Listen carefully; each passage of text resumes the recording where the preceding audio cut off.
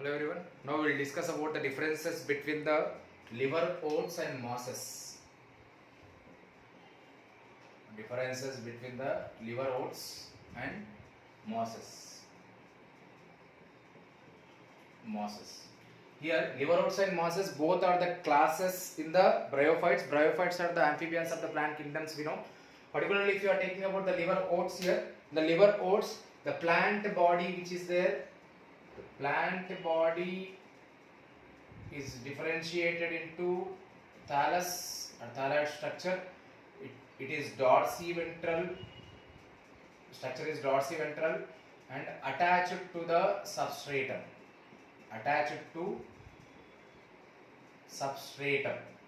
Here also particularly what is happening here, mosses, the plant body which is there, the plant body is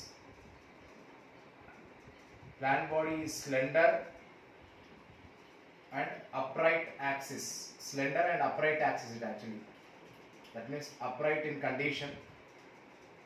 Slender, upright in condition, and then spiral leaves are present.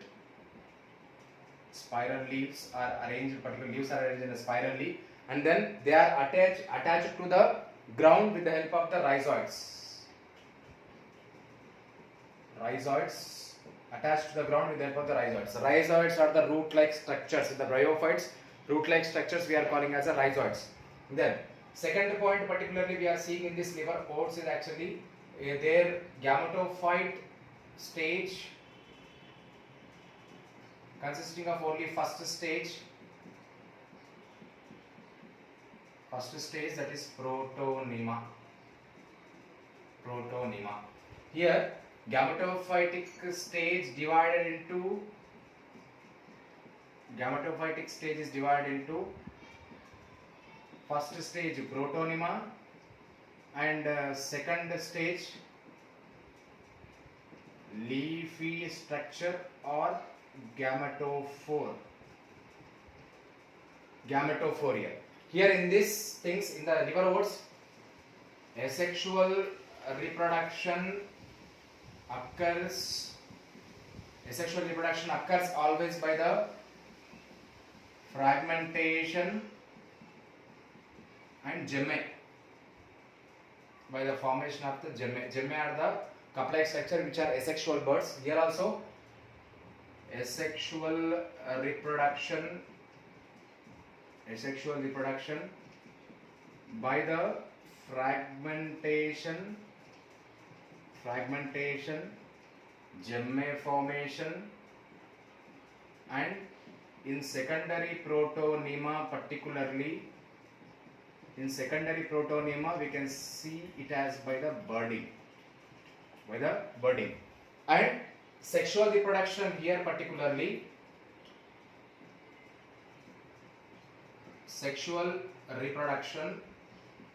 here takes place always by the formation of the antheridia and archegonia. Antheridia is a male gamete and archegonia is the female gamete. They both will form on the same or different thalli. Thalli means structure, plant body structure. Here same, sexual reproduction by antheridia, archegonium, male and female gametes. Antheridium and archegonium, which they are formed in the leaf shoot apex. Here in this particular liver oats, sporophyte is differentiated into, that means sporophyte body is differentiated into foot, setae and capsule. Here also sporophyte is differentiated into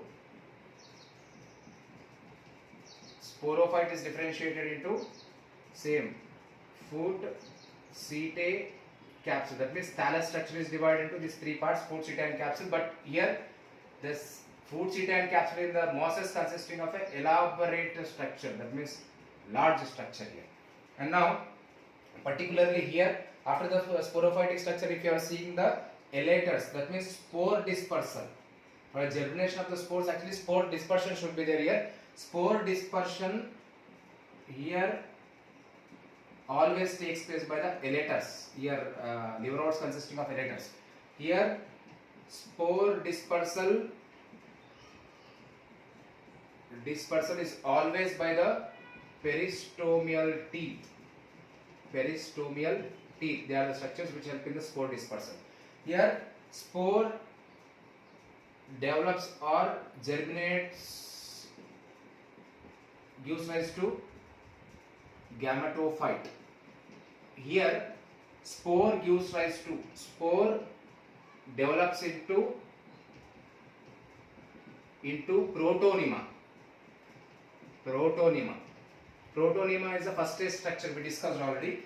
Example for the liverworts, we are taking it as a Marchantia, and example for the mosses particularly we are taking as a Funaria, right? Moss plant, then sphagnum, peat moss also we can take the example for the mosses here. These two are the differences between the liverworts and mosses here. All the differences we got, just we have to remember the asexual, sexual methods, and how the sporophyte, what the sporophyte is differentiated, what about the gametophyte, what stages we had. All these things we have to remember regarding the liverworts and mosses.